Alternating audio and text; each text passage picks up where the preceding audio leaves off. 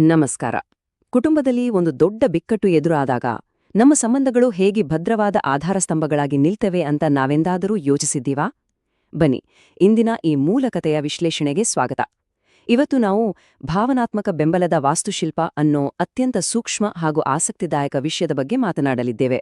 ಯಾವುದೇ ಒಂದು ಕಟ್ಟಡ ಗಟ್ಟಿಯಾಗಿ ನಿಲ್ಬೇಕಂದ್ರೆ ಅದಕ್ಕೊಂದು ಬಲವಾದ ಅಡಿಪಾಯ ಇರಬೇಕು ಅಲ್ವಾ? ಅದೇ ರೀತಿ ಕಷ್ಟದ ಸುಳಿಯಲ್ಲಿ ಸಿಲುಕಿದಾಗ ಕುಟುಂಬವನ್ನು ಕಾಪಾಡಲು ಭಾವನಾತ್ಮಕ ಆಧಾರಸ್ತಂಭಗಳು ಹೇಗೆ ಕೆಲಸ ಮಾಡ್ತವೆ ಅನ್ನೋದನ್ನ ನಾವು ಇಂದು ಅರ್ಥ ಮಾಡಿಕೊಳ್ಳಲಿದ್ದೇವೆ. ಸರಿ, ಈಗ ಇದರ ಬಗ್ಗೆ ಆಳವಾಗಿ ತಿಳಿಯೋಣ ಬನ್ನಿ. ಜಯ ಅವರ ಈ ಮಾತನ್ನೊಮ್ಮೆ ಗಮನಿಸಿ. ಸಂಬಂಧಗಳಲ್ಲಿ ಸಂಕಷ್ಟ ಬಂದಾಗ ಪರಸ್ಪರ ಆಸರಿಯಾಗಿ ನಿಲ್ಲುವುದು ಮುಖ್ಯ. ಕೇಳೋದಕ್ಕೆ ಇದೊಂದು ಸರಳ ವಾಕ್ಯದಂತೆ ಅನಿಸಿದರೂ ಇಡೀ ಕುಟುಂಬದ ಪಯಣವನ್ನ ಅರ್ಥಮಾಡ್ಕೊಳ್ಳಲು ಇದೇ ನಮ್ಮ ವಿಶ್ಲೇಷಣೆಯ ಮೂಲಾಧಾರ. ಕಷ್ಟಗಳನ್ನ ಒಂಟಿಯಾಗಿ ಎದುರಿಸುವುದಕ್ಕಿಂತ ಕುಟುಂಬವಾಗಿ ಜೊತೆಯಾಗಿ ನಿಂತ್ರೆ ಎಂತಹ ಬಿರುಗಾಳಿಯನ್ನಾದರೂ ಎದುರಿಸಬಹುದು ಅನ್ನೋದನ್ನ ಈ ಮಾತು ಸ್ಪಷ್ಟವಾಗಿ ಹೇಳುತ್ತದೆ. ನಮ್ಮ ಈ ವಿಶ್ಲೇಷಣೆಯ ಮೊದಲ ಹಂತ ದುಃಖದ ಬುನಾದಿ. ಒಂದು ಕುಟುಂಬದ ಮೇಲೆ ಆಘಾತವಾದಾಗ ಏನಾಗುತ್ತೆ ಅನ್ನೋದನ್ನ ನೋಡೋಣ. ಒಂದು ದೊಡ್ಡ ದುರಂತ ಸಂಭವಿಸಿದಾಗ ಕುಟುಂಬ ಅನ್ನೋ ಸುಂದರ ಕಟ್ಟಡ ಏಕಿ ಅಲ್ಲುಗಾಡುಕೆ ಶುರುವಾಗುತ್ತೆ. ನಮ್ಮ ಈ ಮಾನಸಿಕ ವಿಶ್ಲೇಷಣೆಯ ಕಟ್ಟಡವನ್ನು ಹೊತ್ತು ನಿಂತಿರುವ 3 ಪ್ರಮುಖ ಕಂಬಗಳನ್ನ ನಾವೀಗ ಪರಿಚಯ ಮಾಡ್ಕೊಳ್ಬೇಕು. ಮೊದಲನೇದಾಗಿ ಜಯ. ಇವರು ಅತ್ಯಂತ ಪ್ರೀತಿಯ ತಾಯಿ ಮತ್ತು ಅಷ್ಟೇ ಕಾಳಜಿ ತೋರುವ ಅತ್ತೆ. ಎರಡನೇವರು ರಾಜೇಶ್, ಜವಾಬ್ದಾರಿಯುತ ಅಳಿಯ. ಮತ್ತು ಮೂರನೇವರು ಕಾವ್ಯ, ಪ್ರಸ್ತುತ ತೀವ್ರ ದುಃಖದಲ್ಲಿರುವ ಮಗಳು. ಈ 3ರ ನಡುವಿನ ಬಾಂಧವ್ಯವೇ ಈ ನಮ್ಮ ಭಾವನಾತ್ಮಕ ವಾಸ್ತುಶಿಲ್ಪದ ಕೇಂದ್ರಬಿಂದು. ಕಥೆ ಶುರುವಾಗೋದು ಇಲ್ಲೊಂದು ಅತ್ಯಂತ ನೋವಿನ ಘಟನೆಯಿಂದ. ಕಾವ್ಯ ತನ್ನ ಚೊಚ್ಚಲ ಮಗುವನ್ನು ಕಳೆದುಕೊಂಡು ತೀವ್ರವಾದ ದುಃಖದಲ್ಲಿದ್ದಾಳೆ. ಆಘಾತದಿಂದ ಸಂಪೂರ್ಣ ಕುಗ್ಗಿ ಹೋಗಿರುವವಳು ಚೇತರಿಸಿಕೊಳ್ಳಲು ತನ್ನ ತವರು ಮನೆಗೆ ಬರ್ತಾಳೆ. ಇಂಥ ಸಮಯದಲ್ಲಿ ತಾಯಿ ಜಯ ಅವರು ತಕ್ಷಣವೇ ಆಸರೆಯಾಗಿ ನಿಲ್ತಾರೆ. ಕಾವ್ಯಳಿಗೆ ಕೇವಲ ತನ್ನ ಆರೋಗ್ಯದ ಬಗ್ಗೆ ಮಾತ್ರ ಗಮನ ಹರಿಸಲು ಅವರು ಸೂಚಿಸ್ತಾರೆ. ಇದೇ ನೋಡಿ, ತಾಯಿಯೊಬ್ಬಳು ತನ್ನ ಮಗಳಿಗೆ ನೀಡುವ ಪ್ರಾಥಮಿಕ ಭಾವನಾತ್ಮಕ ಚಿಕಿತ್ಸೆ. ಮತ್ತು ಇದು ನಮಗೆ ಸ್ಪಷ್ಟವಾಗಿ ತೋರಿಸ್ಕೊಡೋದು ಏನಂದ್ರೆ, ಈ ಬಿಕ್ಕಟ್ಟಿನ ಇಡೀ ಪ್ರಕ್ರಿಯೆ ಹೇಗೆ ಒಂದು ಕಾಲಾನುಕ್ರಮದಲ್ಲಿ ಸಾಗುತ್ತದೆ ಅನ್ನೋದನ್ನ. ಮೊದಲ ದಿನ ಕಾವ್ಯ ತೀವ್ರ ದುಃಖದಿಂದ ತವರು ಮನೆಗೆ ಬರ್ತಾಳೆ. ವೀಕೆಂಡ್ ಬಂತು ಅಂದ್ರೆ ರಾಜೇಶ್ ತನ್ನ ಹೆಂಡತಿಯನ್ನು ನೋಡಲು ಬರ್ತಾನೆ. ಆದ್ರೆ ಅವಳು ಖಿನ್ನತೆಯಿಂದ ಸಂಪೂರ್ಣ ಮೌನವಾಗಿದ್ದಾಳೆ. ಹೀಗಿರುವಾಗ ಒಂದು ಸಂಜೆ ರಾಜೇಶ್ ತನ್ನ ಉಂಟಿತನದ ನೋವನ್ನು ಅತ್ತೆಯ ಬಳಿ ತೋಡಿಕೊಳ್ತಾನೆ. ಅಂತಿಮವಾಗಿ ಕೆಲವು ತಿಂಗಳುಗಳ ನಂತರ ಕಾವ್ಯ ಸಂಪೂರ್ಣವಾಗಿ ಗುಣಮುಖಳಾಗಿ ದಂಪತಿಗಳು ತಮ್ಮ ಮನೆಗೆ ಮರಳುತ್ತಾರೆ. ಈ ಇಡೀ ಪ್ರಕ್ರಿಯೆ ನಮ್ಮ ಮುಂದಿರುವ ಒಂದು ಸ್ಪಷ್ಟವಾದ ಭಾವನಾತ್ಮಕ ರಸ್ತೆ ನಕ್ಷೆ. ಮುಂದಿನ ಹಂತ ಅಲೆಗಳ ಪ್ರಭಾವ.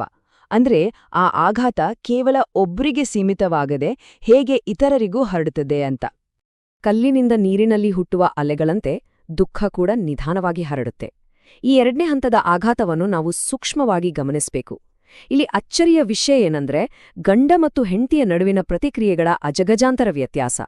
ಕಾವ್ಯಳನ್ನು ನೋಡಿ, ಅವಳು ಆಂತರಿಕವಾಗಿ ಸಂಪೂರ್ಣ ಮುಚ್ಚಿ ಹೋಗಿದ್ದಾಳೆ. ಯಾರಿಗೂ ತನ್ನ ಭಾವನೆಗಳನ್ನ ಹೇಳ್ಕೊಳ್ತಿಲ್ಲ. ಆದ್ರೆ ರಾಜೇಶ್ನ ಸ್ಥಿತಿ ಸಂಪೂರ್ಣ ಭಿನ್ನವಾಗಿದೆ. ಅವನು ಬಾಹ್ಯವಾಗಿ ತನ್ನ ದುರ್ಬಲತೆಯನ್ನ ತೋರಿಸ್ತಿದ್ದಾನೆ.